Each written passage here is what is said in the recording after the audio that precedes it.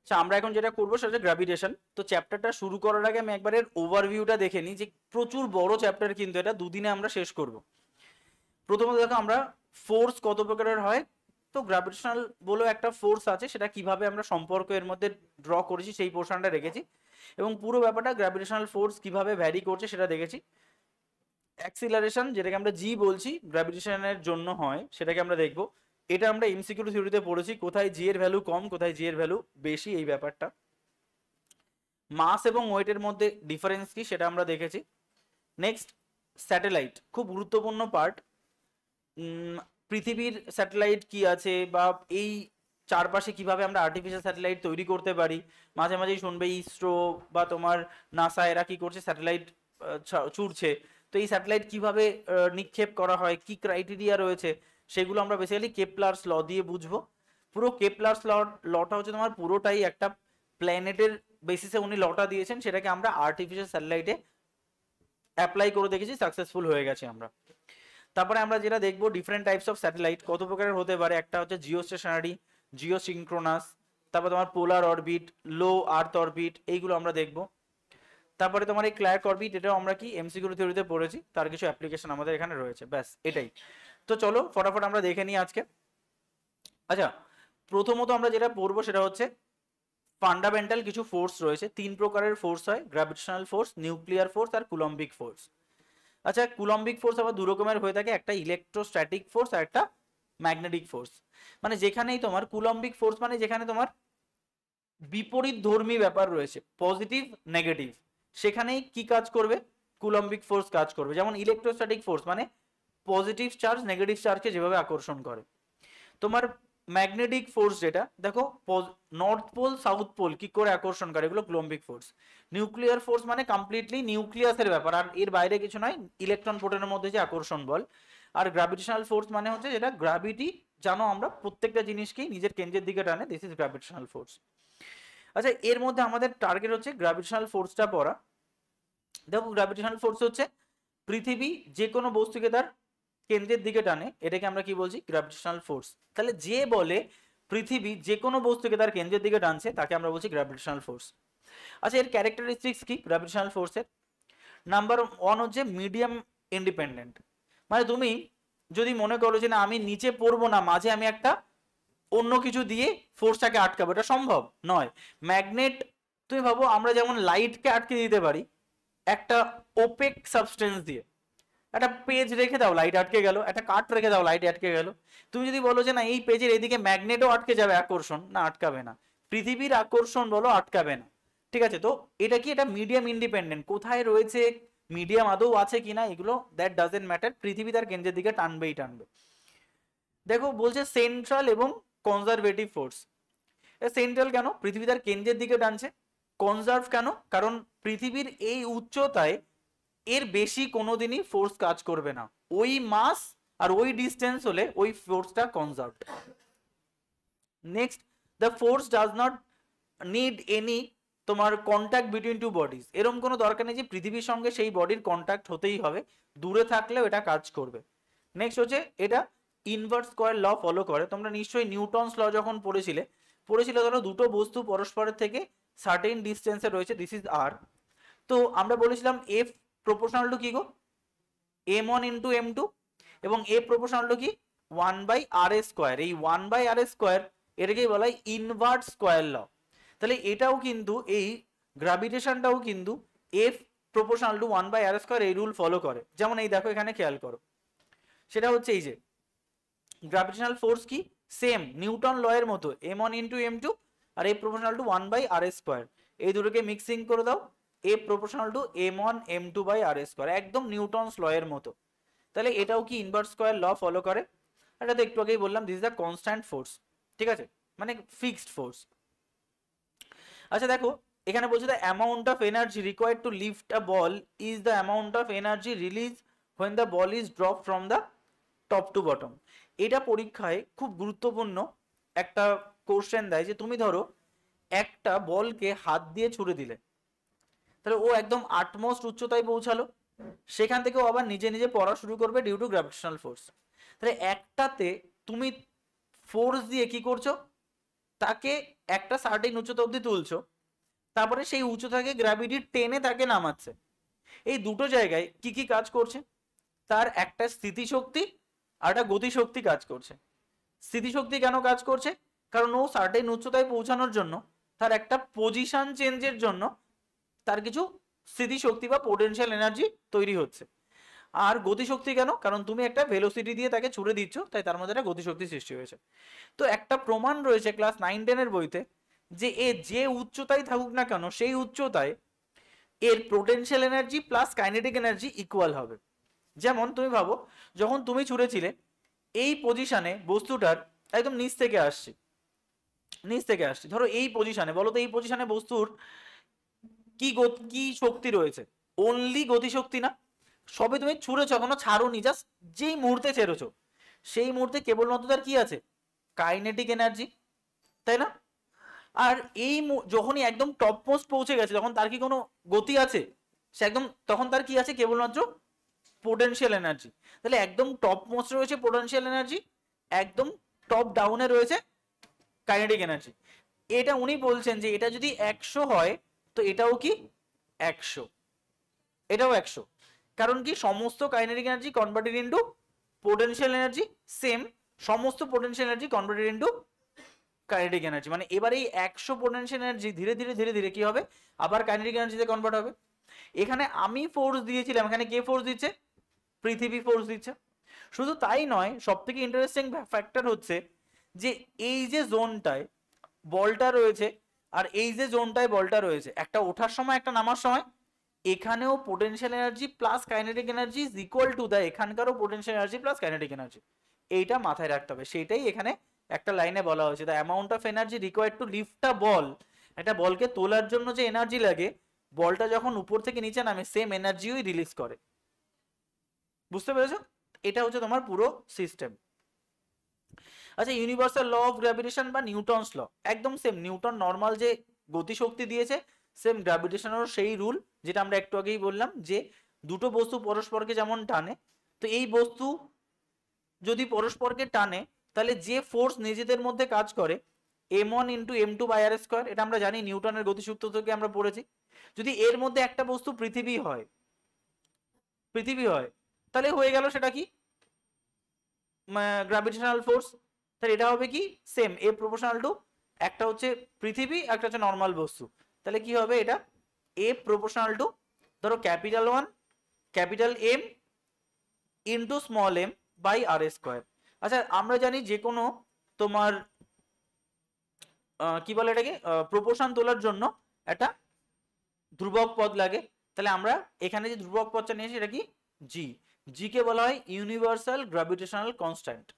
এই জি এর ভ্যালু কি সেটা তোমাকে কিন্তু লাগবে। দেখো এই জি তোমার ভ্যালুটা দেখো এখানে লেখাই রয়েছে যে 6.67 into 10 to the power -11 newton metre square KG inverse to. SI সিস্টেমে, এটা সিজিএস সিস্টেমে, এইটাই কিন্তু পরীক্ষায় তোমাকে কোশ্চেন দেবে। এবং এই তোমার জি এর মাত্রাটাও কিন্তু পরীক্ষায় কোশ্চেন দেবে, সেটাও কিন্তু লাগছে। এই value of G K measure করেছিলেন সেটাও পরীক্ষায় দেয় হেনরি ক্যাভেন্ডিশ। ঠিক আছে? আচ্ছা, এই যে ফোর্সটা, এই ফোর্সটার অ্যাপ্লিকেশন কি গো? এই জি ফোর্সটা দেখো অনেক সময় আমরা বলতে পারি এই জি ফোর্সের জন্য আমরা পৃথিবীতে স্টেবল আছি, আমরা পৃথিবী এত জোরে ঘুরছে তাও আমরা বাইরে বেরিয়ে যাচ্ছি না কেন? তুমি ভাবো তো, ধরো একটা টেনিস বলকে তুমি কি করেছো? জলে ভিজিয়েছো, এবারে ঘোরালে, জোরে ঘোরালে কি হবে? চারিদিকে জল ছুটবে না? কিন্তু তাহলে তুমি টেনিস বলের উপরে সেই জলের মতো, পৃথিবী ঘুরছে, তুমি ছুটছো না কেন? কারণ পৃথিবীর আকর্ষণ বলটা এতটাই বেশি যে তুমি কি ইজিলি পৃথিবী ঘুরছে সেটাই তুমি বুঝতে পারছো না, এত জোরে ও তোমাকে আকর্ষণ করছে। তাহলে এ কি করছে? আমাকে অ্যাট্রাক্ট করে রাখছে, এই ফোর্সের গুরুত্ব। এই যে তুমি ভাবো আমাদের যে প্রাণবায়ু বা শ্বাসবায়ু, এটা কেন তোমাকে দেওয়ার জন্য এখানে রয়েছে? না, ওই শ্বাসবায়ুকেও কি পৃথিবী টানছে, তার জন্য তুমি কিন্তু অক্সিজেন পাচ্ছ। এটাই কিন্তু আমার মেইনলি গুরুত্ব। আচ্ছা, নেক্সট দেখো এই জি এর কিছু ভ্যারিয়েশন বা অ্যাক্সিলারেশন। দেখো আমরা কি জানি, একটা ফোর্স যদি কন্টিনিউয়াস, তুমি ভাবো তুমি একটা সাইকেলে আছো, তোমার বন্ধু কি করেছে? পেছন থেকে তোমার কেরিয়ার ধরে ঠেলা শুরু করেছে। এবার ধরো কন্টিনিউয়াসলি ঠেলছে, আচ্ছা ঠেলার জন্য তোমার গতি কি সেম থাকবে না গতি ক্রমাগত বাড়বে? বাড়বে। This is called acceleration. Acceleration due to push, তোমার বন্ধু পুশ করেছে। এখানে তাহলে কি ক্রমাগত তুমি যখন উপর থেকে নামছো, কে টানছে ক্রমাগত তোমাকে? পৃথিবী। তাহলে ক্রমাগত কি পাবে? তোমার বেগ বাড়বে। তাহলে এই যে যে অ্যাক্সিলারেশন, কি বলা হয়? Acceleration due to gravity. এই অ্যাক্সিলারেশনটা কি দেখো বলছে, when the object is fall towards the earth is an acceleration, বা তার একটা অ্যাক্সিলারেশন তৈরি হয়। এটাকে আমরা কি বলছি? এটাকে আমরা বলছি অ্যাক্সিলারেশন ডিউ টু গ্র্যাভিটি। এটাকে আমরা কি দ্বারা ডিনোট করি? জি দ্বারা ডিনোট করি। আচ্ছা এই অ্যাক্সিলারেশন এর ভ্যালুটা কি জানো কেউ? অ্যাক্সিলারেশন ভ্যালুটা কি? 9.81 মিটার পার সেকেন্ড স্কোয়ার। তাহলে আমরা জানি এটা 9.81 মিটার পার সেকেন্ড স্কোয়ার। এটা কিসে? এটা হচ্ছে এসআই সিস্টেমে 981 মিটার পার সেকেন্ড স্কোয়ার, এটা সিজিএস পদ্ধতিতে। তো এটা আমার কিন্তু অ্যাক্সিলারেশন ডিউ টু গ্র্যাভিটির মেইনলি ভ্যালু। আচ্ছা নেক্সট দেখো, ও আর একটা ভ্যালু তোমার দেয় ফুট পাউন্ড সেকেন্ডে। 32 লেখো 32 ফুট পার সেকেন্ড স্কোয়ার। তো তিনটে ভ্যালুতে বলা হয়েছে, একটা হচ্ছে এসআই সিস্টেমে, একটা সিজিএস এককে, আর একটা তোমার ফুট পাউন্ড এককে, এফপিএস এককে। 32 ফুট পার সেকেন্ড স্কোয়ার। ফুট একটা মেজারিং ইউনিট হয় না?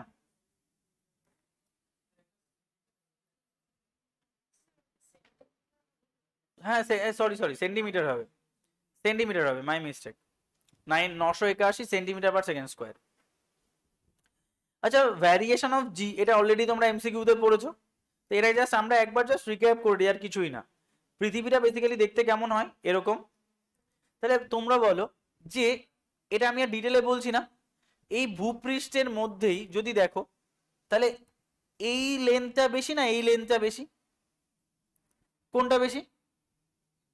এই লেন্থটা বেশি। মানে এটাকে আমরা কি বলি? পৃথিবী সাপেক্ষে নিরক্ষীয় অঞ্চল বলি না এটাকে? এটাকে আমরা নিরক্ষীয় অঞ্চল বলি। আর এটাকে আমরা কি বলি? এইটাকে আমরা মেরু অঞ্চল বলি, এর সাপেক্ষে মেরু রেখা। তাহলে বলো তো, ডিস্টেন্স কমে গেলে আকর্ষণ বাড়বে না কমবে? কেউ বলছে বাড়বে, কেউ কমবে। আচ্ছা তুমি, তোমার গার্লফ্রেন্ড থাকে সেই বাংলাদেশে আর তুমি থাকো এখানে, তাহলে এই রিলেশনের স্ট্রেংথ বেশি না তোমার পাশের বাড়ির গার্লফ্রেন্ড তোমার কাছে থাকে? কোনটার স্ট্রেংথ বেশি? তুমি সবসময় একটু উল্টো উল্টো হতেই পারে জিনিসটা, ঠিক আছে? ডেফিনেটলি যে কাছে থাকবে আকর্ষণ বেশি। তাহলে বলো তো, কোনো একটা বস্তু এখানে আকর্ষণ বেশি না এখানে আকর্ষণ বেশি? মেরুতে আকর্ষণ বেশি। যেখানে আকর্ষণ বেশি এখানে কি হবে? অ্যাক্সিলারেশন বেশি হবে। তাহলে বলো জি এর ভ্যালু মেরুতে বেশি নাকি নিরক্ষীয় অঞ্চলে বেশি? মেরুতে বেশি। ইজি হয়ে গেল জিনিসটা, ইজি ভাবে ভাবো। তাহলে কোন একটা বস্তুকে যদি আমি ইকুয়েটার থেকে পোলে নিয়ে যাই, তাহলে ওর জি ইনক্রিজ করবে, কারণ এটা কমে যায়। তারপর তো আমরা বলেছি যে এই পৃষ্ঠ থেকে যত উপরে উঠবো জি এর ভ্যালু কি হবে? কমতে থাকবে। যত নিচে নামতে থাকবো জি এর ভ্যালু কমতে থাকবে। উপরে উঠতে থাকলেও একটা পর্যায়ে কি হবে? জিরো হয়ে যাবে।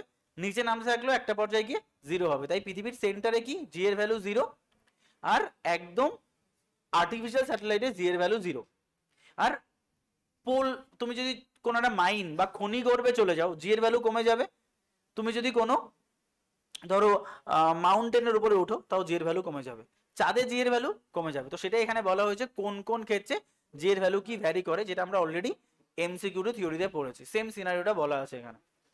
আচ্ছা ক্যালকুলেশন অফ জি, সেটা বলা হয়েছে। দেখো ক্যালকুলেশন অফ জি তুমি এখান থেকেই পাচ্ছ না। দেখো এখানে একটা জিনিস ভাবো, কোন একটা বস্তু, এটা ধরো সেই বস্তুটা, আচ্ছা এই বস্তু পৃথিবী টানছে, কি বলে টানছে? নিশ্চয়ই জি। জি তাকে গ্র্যাভিটেশনাল ফোর্স বলছি। আচ্ছা এই বস্তুটার আমরা কি জানি? সেই জন্য এম এর সঙ্গে আমরা কি যুক্ত করি? জি কে গুণ করে আমরা বস্তুটার কি পাই? ওয়েট পাই। কেন ওয়েটটাকে এরকম ভাবে ব্যাখ্যা করলাম, কেন মাস বললাম না? কারণ পৃথিবীর যে কোনো প্রান্তে নিয়ে যাও, চাঁদে নিয়ে যাও, আর্টিফিশিয়াল স্যাটেলাইটে নিয়ে যাও, খনিগর্ভে নিয়ে যাও, সেন্টারে নিয়ে যাও, মাস অলওয়েজ ফিক্সড। পৃথিবীর মানে কোনো বস্তুর মাস অলওয়েজ ফিক্সড, এটাকে কখনো চেঞ্জ করা যায় না। তাহলে চেঞ্জ কি হয়? ওয়েট। ওয়েট কেন? মাসের সঙ্গে জি গুণ করে হয় weight. Weight is a force, mass is a quantity. Weight কিন্তু একটা ফোর্স। এবার তুমি বলো তো কোনো বস্তুর ওয়েট বেশি কখন হবে? যখন পৃথিবী তাকে বেশি জোরে টানবে। তাহলে পৃথিবীর টানার সঙ্গে তার ওয়েট ডিপেন্ড করছে। তাহলে আমি বলতে পারি ওয়েট ইজ ইকুয়ালস টু কি, mg। আর পৃথিবীর টান এফ, এদিকে তাকাও, একটু তাকিয়ে নাও, পৃথিবীর টান এফ ইকুয়ালস টু কি গো? এই যে তুমি ক্যালকুলেশনটা করেছিলে না, F equals to G into m1 m2 by r square. তাহলে যেহেতু ও, এই আমরা এটা জানি F proportional to W by F equals to W, কেন? যত জোরে টানবো তত তার ওয়েট হবে। তার মানে আমরা এই দুটোকে ইকুয়াল করতে পারি, mg equals to G M m by r square. তাহলে জি ইকুয়ালস টু কি পাচ্ছি আমি, মানে mg equals to G M m by r square. এই পাশে তোমার সরি এম এম কেটে যাচ্ছে, তাহলে আলটিমেটলি জি এর ভ্যালু আমি কি পাচ্ছি, G M by r square, G M by r square. ঠিক আছে, তাহলে এইটার তোমার সেম ডাইমেনশন তুমি পেয়ে যাচ্ছ, বা এর একক তো তুমি দেখেছো 9.81 মিটার পার সেকেন্ড স্কোয়ার, বা 981 সেন্টিমিটার পার সেকেন্ড স্কোয়ার, বা 32 ফুট পার সেকেন্ড স্কোয়ার। এই তো ক্লিয়ার? তাহলে এটা হচ্ছে তোমার ভ্যালু অফ জি, এবং কি করে আমরা পেলাম। আচ্ছা নেক্সট চলে যাচ্ছে আমরা, what is the basic difference between mass and weight. তোমাকে নিশ্চয়ই কোশ্চেন দেবে কোনটা কনস্ট্যান্ট, অ্যান্সার কি হবে, মাস। পৃথিবী যেখানে তুমি নিয়ে যাও না কেন সেখানেই মাস কনস্ট্যান্ট। ঠিক আছে, এবং আমরা একটা জিনিস পড়েছি, বস্তুর ভরই হলো তার জাড্যের পরিমাপ, তাই না? ওয়েট কিন্তু জাড্যের পরিমাপ নয়। কারণ তুমি ভাবো একটা বস্তুর ওয়েটের বেসিসে যদি আমরা জাড্য বিচার করি, তাহলে ওই বস্তুটা পৃথিবীতে এক প্রকারের জাড্য দেখাবে, মুনে আর এক প্রকারের জাড্য দেখাবে, আর্টিফিশিয়াল স্যাটেলাইটে কোনো জাড্যই দেখাবে না, তাই না? কারণ একটা বস্তুর রেস্ট মানে সে রেস্টিং কন্ডিশনে রয়েছে, আর্টিফিশিয়াল স্যাটেলাইটে ছেড়ে দিলে সে উড়ে বেড়াবে, কোনো জাড্যই নেই। মুনে নিয়ে গেলে তার ওয়েট 1/6 হয়ে যাবে, জাড্য কমে যাবে, কিন্তু মাস কি অলওয়েজ ফিক্স যে কোনো জায়গায়। তাই বলা হয় মাসই হচ্ছে বস্তুর জাড্যের পরিমাপ। এটার স্কেলার কোয়ান্টিটি কেন? মাসের কি কোনো ডাইরেকশন আছে? ওই ডাইরেকশনে মাস হয়, এরকম হয় না। তাহলে ডাইরেকশন কার রয়েছে? ওয়েটের। অলওয়েজ কোন দিকে? নিচের দিকে। তাহলে ওয়েট একটা কি ভেক্টর কোয়ান্টিটি, আর মাসের সঙ্গে আমরা জি গুণ করে কি পাই? ওয়েট পাই। মানে পৃথিবী যে বলে কোনো বস্তুকে টানে সেটাই হচ্ছে ওর ওয়েট। আচ্ছা দেখো বলছে মাস ক্যান নট বি জিরো, কখনো মাস জিরো হতে পারে না, কিন্তু ওয়েট কখনো কখনো জিরো হতে পারে আর্টিফিশিয়াল স্যাটেলাইটে বা পৃথিবীর কেন্দ্রে, তোমরা একটু আগেই দেখেছো। আচ্ছা তাহলে ওয়েটলেস কন্ডিশন কখন কখন হয়, মানে জিরো কখন কখন হয়? বলছে যদি কোনো একটা বস্তু ফ্রি ফল হয়, কেউ একটা ছাদ থেকে 10 তলা থেকে লাফ দিল, তাহলে সে নিজেকে ওয়েট ফিল করবে না, সে জিরো ফিল করবে, মানে তার কোনো ওয়েট নেই। ঠিক আছে, একবার লাফ মেরে দেখতে পারো। ঠিক আছে, ইনসাইড আ স্পেস ক্রাফট বা স্যাটেলাইট, কেন? যেখানে কোনো জি কাজ করে না, তাহলে সেখানে তার ওয়েট কি হবে? জিরো। আচ্ছা ফ্লোটিং অবজেক্ট, আচ্ছা ফ্লোটিং অবজেক্ট বলেই তো তার ওয়েটটা, দেখো একটা বস্তু ভাসে কেন? একটা বয়ান্ট ফোর্সের জন্য, যেন বয়ান্সি কাজ করে, প্লবতা বাংলায় বলে যাকে, প্লবতাকে ঠেলে। তাহলে ওর ওয়েট নিশ্চয়ই পৃথিবীকে টানছে, প্লবতা ঠেলছে, তাহলে ও স্টেবল আছে কেন? ওর ওয়েট আর প্লবতা সেম, তার জন্য ওর ওয়েট কি জিরো এখানে। যদি ও তারপরেও নিচে নেমে যেত তাহলে বলতাম ওর ওয়েট বেশি প্লবতার থেকে, তাই একটা লোহার টুকরোকে ফেলে দাও, ও কি করছে? ও নিচে নেমে যাচ্ছে, মানে ওর ওয়েট ইজ গ্রেটার দেন প্লবতা। কিন্তু যদি বস্তুটা বেশিই থাকে তাহলে কি বলবো? ওর ওয়েট ইজ লেস দেন বা ওয়েট ইজ ইকুয়ালস টু প্লবতা। আচ্ছা ওয়েট লেস দেন প্লবতা কখন হয়? যখন শোলা, ঠিক আছে, ওর প্লবতা এতই বেশি দেখো কি একটুও ঠেলা যায় না। আর কখন তোমার একদম যদি বলা হয় যে ওয়েটলেস কন্ডিশন, তাহলে হচ্ছে যে বস্তুটা পুরো নিমজ্জিত অবস্থায় রয়েছে, তখন তার ওয়েট আর প্লবতা সেম। তাহলে একটা দেখো একটা বস্তুর তিনটে সিনারিও হয়, এটা জল, জলের উপর একটা শোলা ভেসে রয়েছে, এটা একটা সিনারিও। জলের মধ্যে একটা সিনারিও রয়েছে যে অর্ধ নিমজ্জিত অবস্থায় রয়েছে, আর একটা পুরো নিচে পড়ে গেছে। এই সিনারিওতে ওয়েট ইজ গ্রেটার দেন প্লবতা, এই সিনারিওতে ওয়েট ইজ ইকুয়ালস টু প্লবতা, আর এই সিনারিওতে ওয়েট ইজ লেস দেন প্লবতা। ঠিক আছে, তাই বলছে দেখো ফ্লোটিং অবজেক্ট।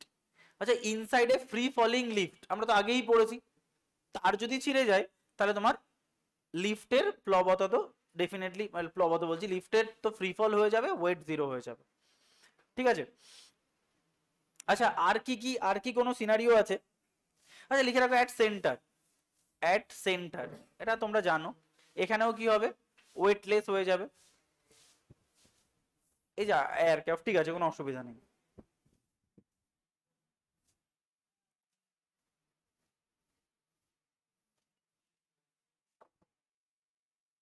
ঠিক আছে। আচ্ছা, আরেকটা জিনিস যদি আমরা বলি, বলতো মুন এবং পৃথিবীর জি এর কত রেশিও? 1:6। দুটো লিখে রাখো, সানের সাপেক্ষে জানো 27 গুণ। তো লিখে রাখো দুটো পয়েন্ট, এখানে লিখে রাখো যে, লেখো the value of G, the value of G, the value of g in moon is G of g/6। মানে মুন মানে চাঁদের জি পৃথিবীর জি এর 1/6 ভাগ।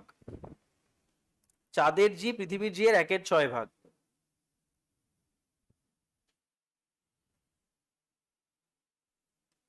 আর লেখো দ্য ভ্যালু অফ জি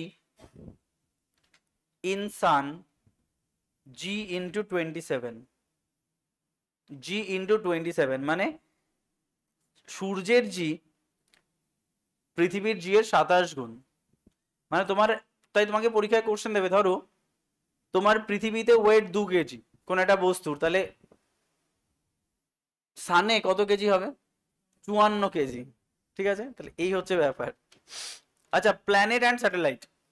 আচ্ছা, আমরা নর্মালি তো আমাদের প্ল্যানেট সম্পর্কে জিওগ্রাফিতে পড়ি যে সূর্যের সাপেক্ষে কতগুলো প্ল্যানেট হয়। দেখো সোলার সিস্টেমে টোটাল যে মার্কারি, ভেনাস, আর্থ, মার্স, জুপিটার, সান্থ্রান, ওই যে শনি, বুধ গ্রহ টহ আমরা পড়ি না, নেপচুন, প্লুটো, এগুলো কি সব আমাদের তোমার বিভিন্ন স্যাটেলাইট। এটাও এখানে তার তাৎপর্য রয়েছে। স্ট্যাটিক জিকেতে এখান থেকেও কোশ্চেন দেয়, সিকোয়েন্সটা দেয় কোনটা কার পরে রয়েছে, ভেনাস, আর্থ, এইগুলো। তো সেটাই আমি এখানে দিয়ে দিলাম। আচ্ছা, এখানে যদি তোমার এটা বলা হয় যে পৃথিবীর কোন স্যাটেলাইট আছে কি? মুন। হ্যাঁ, লেখো moon is natural satellite of earth. Moon is natural satellite of earth. তাহলে মুন হচ্ছে আর্থের ন্যাচারাল স্যাটেলাইট। আচ্ছা, তাহলে একটা স্যাটেলাইট কেন ঘুরছে, কেন চলছে, সেটা নিয়ে একজন বিখ্যাত সায়েন্টিস্ট একটা ল দিয়েছিলেন, তার নাম কেপলারস ল। এই কেপলার্সের জীবনী যদি তুমি পড়ো, তুমি অবাক হয়ে যাবে যে মানুষটা কোথা থেকে বেরিয়ে এসছেন। জানো কেপলারের বাবা কে ছিলেন? জানো, একজন তান্ত্রিক ছিলেন, এবং তার বাবার খুব ইচ্ছা ছিল যে তার ছেলেও একজন তান্ত্রিক হবেন, এবং যদি কেউ চুরি করতো তাহলে তার বাবা ওই লোকের চোখ উখড়ে নিতেন। এটা কেপলারের বাবার ইতিহাস। আমি কেপলারের জীবনী পড়েছি। তো উনি ওখান থেকে পালিয়ে চলে গেছিলেন, চলে গিয়ে তারপরে উনি এই সায়েন্টিস্ট হয়েছিলেন। তাহলে প্রত্যেকটা মানুষের ব্যাকগ্রাউন্ড যতটা আমরা দেখে মনে করি তার থেকে অনেক কঠিন। কেপলার মানে যার ল আমরা এখন পড়ছি, তার বাবার একজন তান্ত্রিক ছিলেন। তো দেখো এই কেপলার্স, উনি একটা ল দিয়েছিলেন, উনি যে কেন এই স্যাটেলাইট গুলো পৃথিবীকে এত সম্মান করছে, কি আছে সূর্যের মধ্যে, কি এমন তাৎপর্য রয়েছে যে কেন এরা কখনোই নিজেদের মধ্যে বিদ্রোহ করছে না। তাই উনি এই কেপলার 3টে ল দিয়েছিলেন যে এই এই যে ন্যাচারাল স্যাটেলাইট গুলো কিভাবে সূর্যকে ফলো করছে বা তার গতি কেমন হচ্ছে, কিভাবে ঘুরছে, এই নিয়ে। তো একটা হচ্ছে কেপলার ফার্স্ট ল, যাকে বলি আমরা ল অফ অরবিট। একটাকে বলি আমরা কেপলার সেকেন্ড ল, যাকে বলে law of area. Kepler third law, যাকে আমরা বলি ল অফ পিরিয়ড। আচ্ছা, 3টে লকে যদি আমরা খুব ভালো করে দেখি, তাহলে প্রথম লতে বলা হচ্ছে যে ইচ প্ল্যানেট মানে এই সমস্ত planet moves around the sun in an elliptical orbit and the sun is at one its focus। দেখো ইনি বলছেন, কেপলার্স বলছেন যে যে কোনো ইলেপটিক্যাল অরবিট, ইলেপটিক্যাল মানে এরকম, এর দুটো ফোকাস হয়, একটা এখানে একটা এখানে। তাহলে যে কোনো ইলেপট্রিক্যাল অরবিটের দুটো ফোকাস হয়। বলছে এই যে যে সান বা সানের চারপাশে যে প্ল্যানেটগুলো ঘুরছে, এই প্ল্যানেটগুলো একটা ইলেপট্রিক্যাল অরবিট ফলো করে ঘুরছে, এবং সূর্যটা এই ফোকাস বা এই ফোকাসের যে কোনো একটা ফোকাসে আছে। ক্লিয়ার? এটা হচ্ছে ফার্স্ট ল। তাহলে উনি কি বলছেন, this is law of orbit. কেন ল অফ অরবিট? এই লটা অরবিটকে ক্লাসিফাই করছে, টাইপস অফ অরবিট, কিরকম হয় অরবিটটা, তাই তো? তাহলে প্রথম ল আমার কাছে কোনো প্রবলেম নেই। দ্বিতীয় ল বলছে ল অফ এরিয়া। দেখো বলছে যে তুমি স্বভাবত ভাবো তো, আমি আগে তোমাকে বোঝাই তারপরে লটা আমি পড়ছি। ধরো কোনো একটা, তাহলে সূর্য যদি এই ফোকাসে থাকে, ধরো এখানে একটা তোমার প্ল্যানেট রয়েছে, প্ল্যানেটটা এখানে রয়েছে, প্ল্যানেটটা এখানে রয়েছে, প্ল্যানেটটা এখানে রয়েছে। আমি কি বলেছি, এরিয়া কমে গেলে বা ডিস্টেন্স কমে গেলে আকর্ষণ বেড়ে যাবে, তাই না? তাহলে বলো তো কোথায় আকর্ষণ সব থেকে কম? এই জোনটাতে। কোথায় আকর্ষণ সব থেকে বেশি? এই জোনটাতে। আচ্ছা, আকর্ষণ বাড়লে গতি বাড়বে না? খুব স্বাভাবিক। তাহলে কেপলার বলছে যে এই যেহেতু ইলেকট্রিক্যাল অরবিটে ঘুরছে, তাহলে কখনো এর গতি বেশি, কখনো এর গতি কম। যদি সূর্য থেকে দূরে থাকে তাহলে তার গতি কমে যায়, সূর্য থেকে কাছে থাকে তখন তার গতি বেড়ে যায়। এটা নাম্বার ওয়ান। বলছে তাহলে তাহলে এরমটা কেন হলো? তাহলে নিশ্চয়ই কিছু না কিছু ইকুয়াল আছে, নাহলে এরমটা হতো না। উনি বলছেন যে এরা পার ইউনিট এরিয়াতে, পার ইউনিট টাইমে যতটা এরিয়া কভার করে, that will be the equal. কিরকম? দেখো ছবিটা দেখো ভালো করে। দেখো এই প্ল্যানেটটা যখন এখানে রয়েছে, ধরো 1 সেকেন্ডে মুভমেন্ট সাপোজ, তাহলে প্ল্যানেটটা কোথায় গেছে? এখান থেকে এখানে গেছে না? আমি অন্য কালার ইউজ করছি। প্ল্যানেটটা কোথায় গেছে? এখান থেকে এখানে গেছে, দেখতে পাচ্ছ? এই পজিশন থেকে এই পজিশনে গেছে 1 সেকেন্ডে।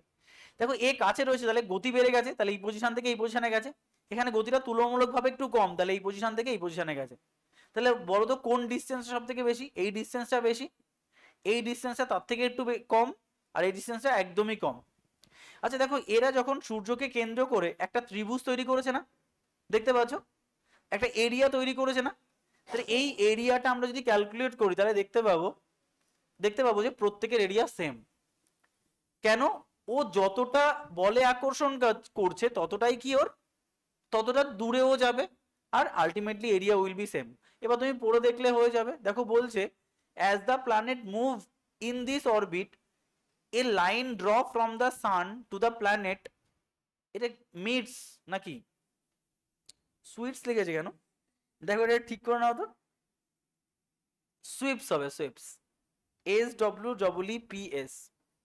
SWEEPS, সুইফট করে না, sweeps out equal area at equal interval of time. মানে এরা ইকুয়াল এরিয়া কভার করে। এবং এটা বলছে যে speed of planet around the sun কোথায় এই সময় বেশি হবে? ম্যাক্সিমাম, যাকে আমরা কি বলি? প্রেহিলিয়ন বা অনুসুর। আর যখন দূরে থাকে তখন তাকে আমরা বলি অ্যাফেলিয়ন বা অপসুর। এই পজিশনে স্পিড কমে যায়, এই পজিশনে স্পিড বেড়ে যায়। তাহলে this is called Kepler second law. Kepler second লও কিন্তু অ্যাঙ্গুলার মোমেন্টাম কনজারভেশন প্রিন্সিপালের উপরে বেস করে তৈরি করেছেন, ঠিক? কেপলার থার্ড ল, এবার দেখো আরো কঠিন কনসেপ্ট উনি দিয়েছেন। উনি বলছেন যে আচ্ছা, এটা যদি আমার সান হয়, আর এই সানের চারপাশে যদি আমার ইলেকট্রিক্যাল অরবিট অনেকগুলো হয়, অনেকগুলো প্ল্যানেট যদি এরকমভাবে ঘোরাফেরা করে, তাহলে প্রত্যেকটা প্ল্যানেটের কি কোনো ছন্দ আছে যে ছন্দটা মেনে সবাই ঘোরাফেরা করছে? তখন উনি বলছেন হ্যাঁ আছে। আচ্ছা এই যে প্ল্যানেট, বলো তো এর স্পিড বেশি না এর স্পিড বেশি না এর স্পিড বেশি না এর স্পিড বেশি? যেটা কাছে তার স্পিড বেশি। আচ্ছা যা বলো তো, তাহলে একটা জিনিস খুব ঠান্ডাভাবে চিন্তা করতে হবে যে এখানে গল্পটা এরকম যে এ একবার ঘুরতে যতটা টাইম নেয়, ঠিক একবার ঘুরতে যতটা টাইম নেয়, আর এর টোটাল ধরো সূর্য থেকে ডিস্টেন্স, আমি একটার ক্ষেত্রে বলছি, এই ধরো একটা আমার প্ল্যানেট এখানে রয়েছে আর এখানে সান রয়েছে, তো এর ডিস্টেন্স কত গো? এইটুকু তো। আচ্ছা আবার কখনো এর ডিস্টেন্স এরকম, কখনো এর ডিস্টেন্স এরকম, কখনো এর ডিস্টেন্স এরকম, কখনো বা ডিস্টেন্স এরকম, কখনো এরকম, কখনো এরকম, তাহলে এটা একটা অ্যাভারেজ ডিস্টেন্স পাবো না? আমি টোটালটা একটা অ্যাভারেজ ডিস্টেন্স পাবো তো। তাহলে আলটিমেটলি আমি কি পেলাম? আমি এই পুরোটার একটা অ্যাভারেজ ডিস্টেন্স পেলাম, তাকে আমি নাম দিলাম আর। পারি বলতে এটাকে যে এই সবগুলো ডিস্টেন্স বাই যতগুলো ডিস্টেন্স ক্যালকুলেট করেছি একটা অ্যাভারেজ ডিস্টেন্স পেলাম, দিস ইজ আর। এর একটা রেভলিউশন টাইম পাবো, আমি এভলিউশন টাইম পাবো যে কতটা টাইমে ও একবার সূর্যকে প্রদক্ষিণ করছে। উনি বলছেন যে এই টি স্কোয়ার মানে যতক্ষণ লাগছে এই পৃথিবীকে একবার প্রতিক্রম করতে, তার স্কোয়ার ইজ প্রপোর্শনাল টু এই যে ডিস্টেন্সটা পেলাম আমি অ্যাভারেজ ডিস্টেন্স আর আর কিউব। কি ক্যালকুলেশন করে এই জিনিস বার করেছে ভাবো। এবং বলছে যে টি স্কোয়ার বাই আর কিউব এই ভ্যালুটা কি হবে, কনস্ট্যান্ট। তার মানে এই প্ল্যানেটের ক্ষেত্রেও এর টি স্কোয়ার বাই আর কিউবের যা ভ্যালু, এই প্ল্যানেটেরও টি স্কোয়ার বাই আর কিউবের ভ্যালু, এই প্ল্যানেটেরও টি স্কোয়ার বাই আর কিউবের ভ্যালু, আর এই প্ল্যানেটেরও T square by r cube value same. ঠিক আছে, এইটা বার করার পরে ওনরা পৃথিবী থেকে সূর্যের এই ভ্যালুটা পেয়ে যাওয়ার সঙ্গে সঙ্গে উনি আর বাকি সমস্ত প্ল্যানেটের ডিস্টেন্স বার করে দিয়েছে, গতিবেগ বার করে দিয়েছে, কারণ উনি এটা বলে দিয়েছেন যে টি স্কোয়ার বাই আর কিউবটা সেম। ঠিক আছে, তাহলে এটা হচ্ছে তোমার কেপলার্সের তিনটে ল। আরটা হচ্ছে এই যে ডিস্টেন্স, অতগুলো ডিস্টেন্স তার অ্যাভারেজ ভ্যালু। তাহলে এখান থেকে ডিস্টেন্স 100 কিলোমিটার, এখান থেকে 90 কিলোমিটার, এখানে 80 কিলোমিটার, এখানে ধরো 40 কিলোমিটার, তাহলে অ্যাভারেজ কত, অ্যাভারেজ 85 কিলোমিটার। তাহলে এর ঘুরতে কত সময় লাগে, হয়তো 3 মিনিট সময় লাগে। তাহলে 3 এর স্কোয়ার প্রপোর্শনাল টু 85 এর হোল কিউব। এই ভ্যালুটা যে কোনো প্ল্যানেটের ক্ষেত্রে সেম, এটা কেপলার্স বলেছেন। ঠিক আছে, আচ্ছা এটা হচ্ছে তোমার কেপলার্সের তিনটে ল। এই ল এর উপরে বেস করে আমরা তৈরি করেছি আর্টিফিশিয়াল স্যাটেলাইট। তো আমরা নেক্সট ক্লাসে আর্টিফিশিয়াল স্যাটেলাইটটা কমপ্লিট করে দেবো। ঠিক আছে।